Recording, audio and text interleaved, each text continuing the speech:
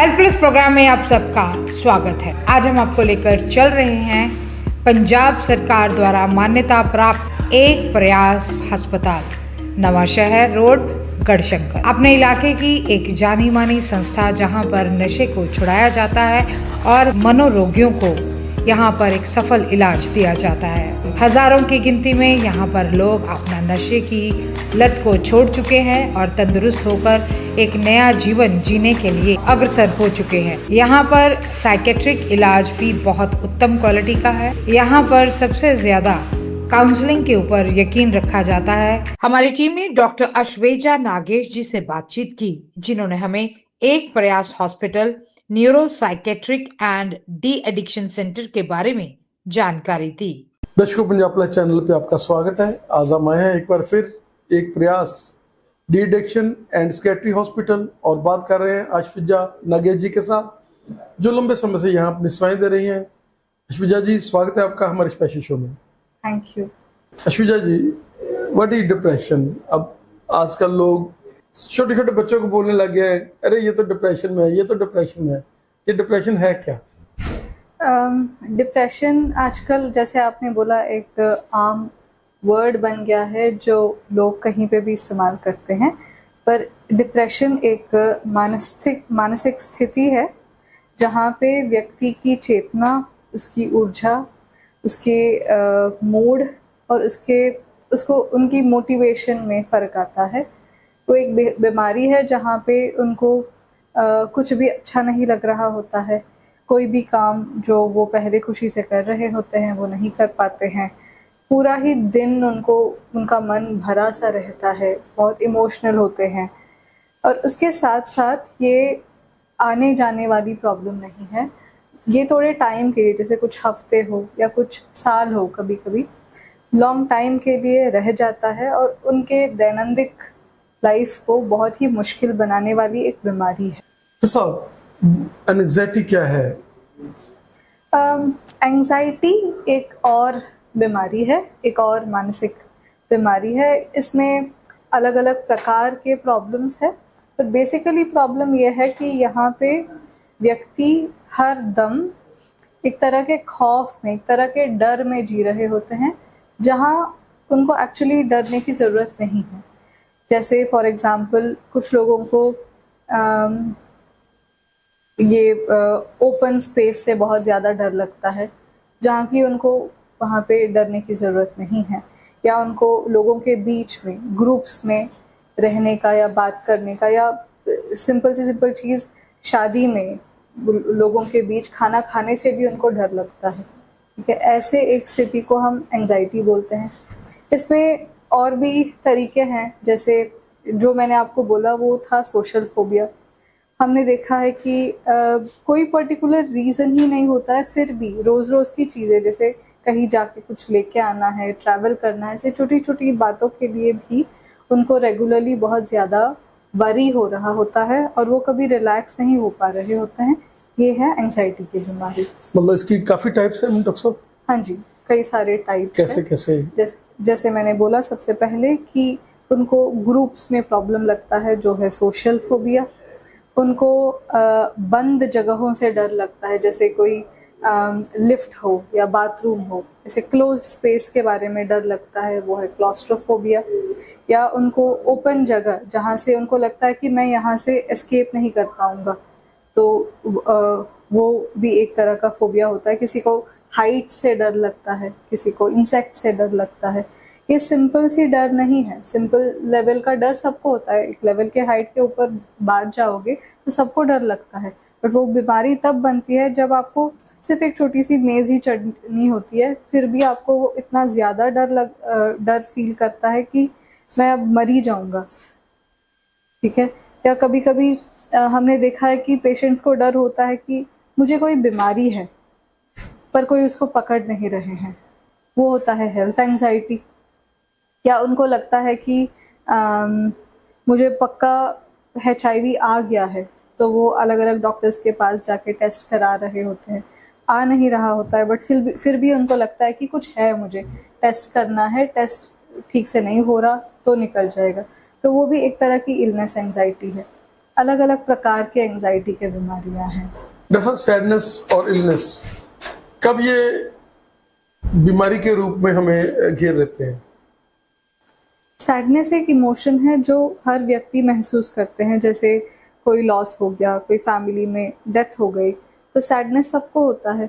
ये एक बहुत ही बेसिक इमोशन है जो इवन प्राणियों को भी महसूस होती है। पर उसको बीमारी हम तब बोलते हैं जब वो एक टाइम लिमिट के बाद भी आपको फील हो ही रहा होता है, वो दुख आपका कम होता ही नहीं है। For just to give you an example, घर में कोई खास व्यक्ति का डेथ हो गया है, तो दिन दिन निकलते हुए हम उसके साथ एडजस्ट होने लग जाते हैं। उसके बावजूद हम ज़िंदगी की बेहतर ज़िंदगी को एक बेहतर नज़रिए से देखना शुरू करते हैं। पर डिप्रेशन में क्या होता है, 6 मंथ के बाद भी या साल बाद भी आप उतना ही गम के साथ बैठे रहे होते हो जितना पहले दिन में बैठे थे, और इस हद तक कि आपको लगता है कि ये व्यक्ति अगर नहीं है तो मेरा ज़िंदगी ही नामुमकिन है और मैं मरी जाऊं। तो इस हद तक आपका थॉट प्रोसेस जब नेगेटिव हो जाता है और जब आप उससे बिल्कुल ही नहीं निकल पा रहे होते हो, उसको बोलते हैं बीमारी। वो नॉर्मल इमोशन नहीं है। या फॉर एग्जांपल घबराहट की बीमारी में देखा जाए, घबराहट की बीमारी में आप इमेजिन करो आपके सामने एक शेर खड़ा है, तो डर महसूस करना जायज़ सी बात है। बट अगर आपके सामने शेर नहीं खड़ा है फिर भी आप उतना ही डरे हुए हो, तो आपको वो लग रहा है कि शेर है। हाँ, आपको लग रहा है कि वो शेर है या वहाँ पे कुछ है भी नहीं, फिर भी आप उसको शेर समझ के डर रहे हो, तो वो एक अनयूजुअल सी बात है। क्या होता है उस टाइम पे आप अपना नॉर्मल चीज़ नहीं कर पाते हो। अगर आपको कंसंट्रेट करना है आपके काम पे, आप नहीं कर पाते हो क्योंकि आपका दिमाग अटका हुआ है उस पर्टिकुलर डरावनी चीज़ पे। तो इस वजह से क्या होता है, वो अपने नॉर्मल लाइफ नहीं लिव कर पाते हैं, वो अपने घर में स्टक हो जाते हैं। फॉर एग्ज़ाम्पल मैंने बहुत पेशेंट्स देखा है जिनको डर है सोशल सिचुएशन से इतना ज़्यादा कि वो अपने घर से बाहर नहीं निकलते हैं, वो अपने घर में बंद रहते हैं। उनका सारा सामान घर में कोई और बाहर जाके लेके आ रहे होते हैं। इमरजेंसी में भी उनको बाहर जाने से डर लगता है, तो उन्होंने अपने आप को अपने घर में बंदिश कर लिया। तो ये इस लेवल में जब प्रॉब्लम बढ़ती है उसको हम बोलते हैं बीमारी। जैसे कई बार ऐसे होता है कि हम लोग स्ट्रेट स्थिति में होते हैं, खुशी भी रहती है, कोई टेंशन भी नहीं होती मन में, फाइनेंशियल भी हम लोग स्ट्रांग होते हैं, लेकिन फिर भी लोग जो है क्या ऐसी सिचुएशन में भी डिप्रेशन में जा सकते हैं? बहुत लोग ऐसे सोचते हैं कि डिप्रेशन के लिए कोई स्ट्रेस का होना बहुत ज़रूरी है, बट हमने जो पढ़ा है, हमने जो देखा है, उससे हमें पता चलता है कि डिप्रेशन के लिए स्ट्रेस का होना ज़रूरी नहीं है। ज़्यादातर हमने देखा है कि स्ट्रेस के बाद ही पेशेंट्स हमारे पास आते हैं, पर बिना स्ट्रेस के भी बहुतों को डिप्रेशन हो सकता है। फॉर एग्ज़ाम्पल, अगर किसी को जेनेटिक्स में डिप्रेशन है, जैसे उनके माता पिता, मासी, बुआ, किसी को अगर फैमिली में डिप्रेशन था तो जेनेटिक तरीके से इनको भी वो प्रॉब्लम आ सकती है, तो बिना कोई कारण का इनको डिप्रेशन दिखाई दे सकता है। उसके अलावा भी हमने देखा है कि सिर्फ मौसम के बदलने से, जैसे विंटर्स के आते ही हमने देखा है कि बहुत लोग डिप्रेस्ड सा फील करते हैं। वो केमिकल भी है, it is not just a feeling, वो केमिकल लेवल में उनके ब्रेन में कुछ चेंज होता है, उसको हम बोलते हैं seasonal affective disorder.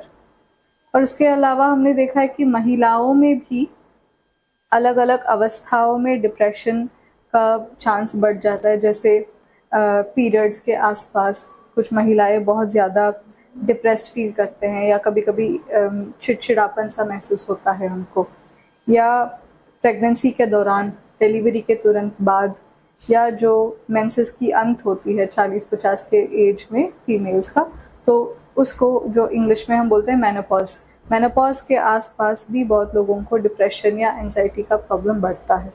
So it is not necessary कि कोई स्ट्रेस ही हो, ठीक है, ऐसे कई डिफरेंट रीज़न से भी डिप्रेशन हो सकता है। तो आजकल की प्रेशर सिचुएशन में जब बहुत ज़्यादा प्रेशर है हमें स्टडीज़ का, छोटे छोटे बच्चों को क्या वो भी डिप्रेशन और एंग्जाइटी फील कर सकते हैं? हाँ जी, छोटे छोटे बच्चों में भी हमने डिप्रेशन देखा है।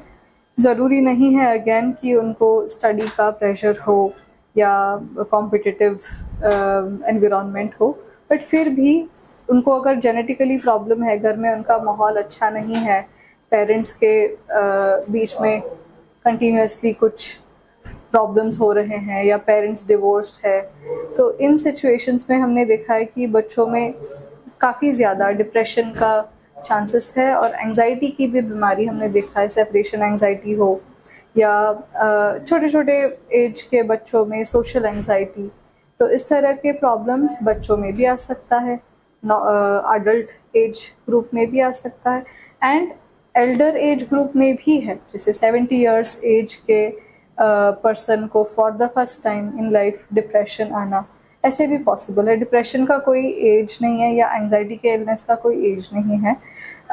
एज लेस एज 8 साल के बच्चे से लेके 80 साल के एल्डरली पर्सन तक सबको डिप्रेशन हो सकता है। ना कोई जेंडर का डिस्टिंक्शन है, मेन को हो सकता है, विमेन को हो सकता है, ट्रांसजेंडर पॉपुलेशन में भी होता है। हमने देखा है कि जो LGBTQI का ये ग्रुप है, क्योंकि वो उनके स्ट्रेस ही अलग होता है, उनके अपने ही कुछ डिफ़िकल्ट सिचुएशंस होते हैं, तो उनमें भी ये प्रॉब्लम्स काफ़ी ज़्यादा होता है। जैसे क्या कहना चाहेंगे कि कोई समय था जब हम लोग त्योहारों की तरह हर चीज़ को मनाते थे, सेलिब्रेट करते थे। लोग कहते थे जैसे हमने मैरिज होती है तो उसके बाद हमने कहीं तीर्थ स्थान पे जाकर उसकी सुख पूरी करनी है, और ये एक खुशी रहती थी जब सारा परिवार इकट्ठा रहता था। और आजकल ऐसी सिचुएशंस नहीं है। क्या कहना चाहेंगे कि वो चीज़ों का लैक होने के कारण भी कोई खुशी हमें आने वाले समय में अगर कोई खुशी दिखने लग जाती है, किसी के मैरिज आती है कि हमने मैरिज आनी है, हम लोग एकदम से खुशी में आते हैं, तो उन चीज़ों से भी डिप्रेशन को हम लोग मतलब डिप्रेशन दूर हो सकता है? मतलब व्हाट आई अंडरस्टैंड, आप पूछ रहे हो कि क्या एक पॉजिटिव चीज़ को एक्सपेक्ट करके क्या हम डिप्रेशन से बाहर निकल सकते हैं? I would say probably not, क्योंकि डिप्रेशन एक ऐसी चीज़ नहीं है जहाँ पे आप सिर्फ कोशिश कर लो पॉजिटिव सोचना और आप पॉजिटिव सोचने लग जाओगे, या एंजाइटी एक ऐसा सिचुएशन नहीं है जहाँ पे आप सिर्फ सोच सकते हो कि मैं इस चीज़ से डरूंगा नहीं और आपको उसके बाद उससे डर महसूस नहीं होगा। ऐसे नहीं होता। एक लिमिट है जहाँ तक आप खुद से कोशिश कर सकते हो इन चीज़ों से बाहर निकलने का, बट प्रॉब्लम एक लेवल पार कर गया तो आप कोशिश करके भी पॉजिटिव सोच नहीं पाओगे, क्योंकि नेगेटिव सोच भी आप खुद नहीं कर रहे हो, वो ऑटोमेटिकली हो रहा है, वो अपने आप अब हमारा दिमाग नेगेटिव सोच रहा है। बट यहाँ पे आप काउंसलिंग या और हेल्प ले सकते हो, जहाँ आपको थेरेपिस्ट जो है वो सिखाएंगे कि कैसे वो सोच के होते हुए भी आप उस भारी क्लाउड या भारी वजन के नीचे दब ना जाओ। ठीक है, उसके अंदर भी कैसे आप थोड़ा पॉजिटिव रख सकते हो अपने आप को, वो सिखाएंगे आपको थेरेपिस्ट। इट्स नॉट लाइक खुद ही आप पॉजिटिव सोचने लग जाओगे या खुद ही कम डरने लग जाओगे, वो मुश्किल है। Thank you. आज हम उस टीम के साथ हैं जो लोगों को एक नई जिंदगी दे रही है। हमारी मर्यादा है एक प्रयास नशा छुड़ाऊ केंद्र के वो सारे स्टाफ के साथ जिनके आंखों में हम ग्लो दे सकते हैं। शाम के 4 बजने वाले हैं और ये बच्चे सारे कितनी एनर्जी के साथ, क्योंकि इन्होंने उन लोगों के साथ जूझना है जो जिंदगी के साथ एक बहुत बड़ी लड़ाई कर रहे हैं, जो नशे की दलदल में धंसे हुए हैं। और उसमें हमारे डॉक्टर साहब जैसे इन्होंने आज हमें डिप्रेशन के बारे में ज्ञात किया कि क्या डिप्रेशन है, क्या एंग्जाइटी है, कैसे आप लोग इससे बाहर आ सकते हैं। हम लोग आभारी हैं इन सभी टीम के जो लोगों को नई जिंदगी दे रही है, और इनके डायरेक्टर्स जिनका माइंड ये है कि हमने यहाँ पर सेवा करनी है, और इस एक प्रयास में एक प्रयास ही है लोगों को जिंदगी देने का, उनको नशे से बाहर लाने का।